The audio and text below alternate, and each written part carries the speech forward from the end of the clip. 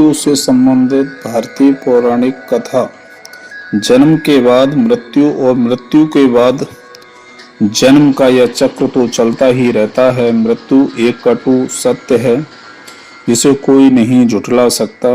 जो भी इस संसार में आया है उसे एक न एक दिन जाना ही होगा।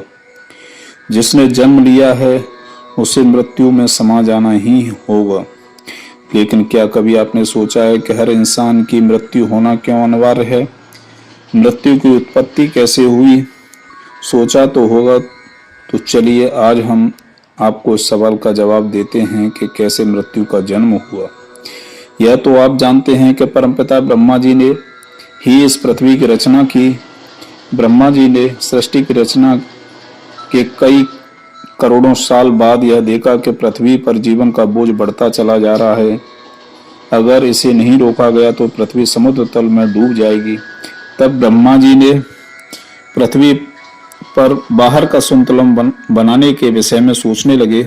बहुत अधिक सोचने के बाद ब्रह्मा जी को जब कोई उपाय न सूझा तो उन्हें बेहद क्रोध आ गया और जिसके कारण एक अग्नि प्रकट हुई और ब्रह्मा जी ने उस अग्नि को समस्त संसार को जलाने का आदेश दिया।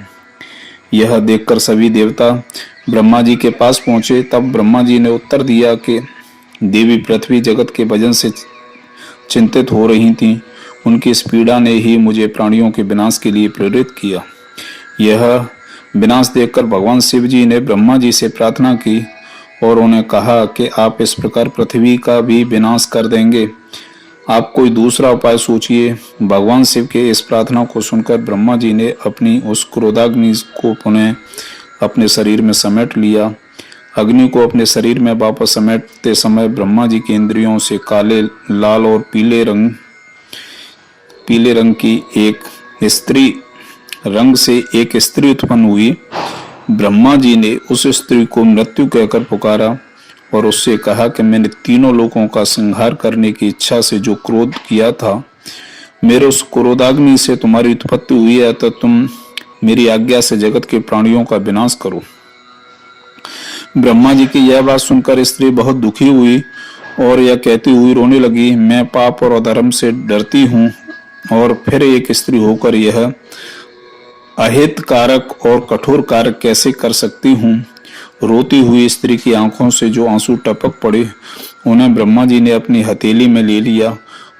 उसे समझाते हुए बोले, हे मृत्यु, तुम मेरी आज्ञा का पालन करो, इससे तुम्हें कोई पाप नहीं लगेगा। मैंने जो तुम्हारी आंखों से निकले हुए आंसुओं की जिन बूंदों को अपनी हथेली में ले लिया है वह व्याधियां बनकर उन प्राणियों का विनाश करेंगी और उसके पश्चात तुम उन प्राणियों के प्राणों को हर लेना। इससे तुम्हें अधर्म नहीं धर्म की प्राप्ति होगी और सनातन तुम्हें सदा ही पवित्र बनाए रखेगा। ब्रह्मा जी की यह बात सुनकर मृत्यु ने उनका यह आदेश स्वीकार कर लिया और तभी से इस जगत के सभी प्राणियों की मृत्यु को प्राप्त होने लगे।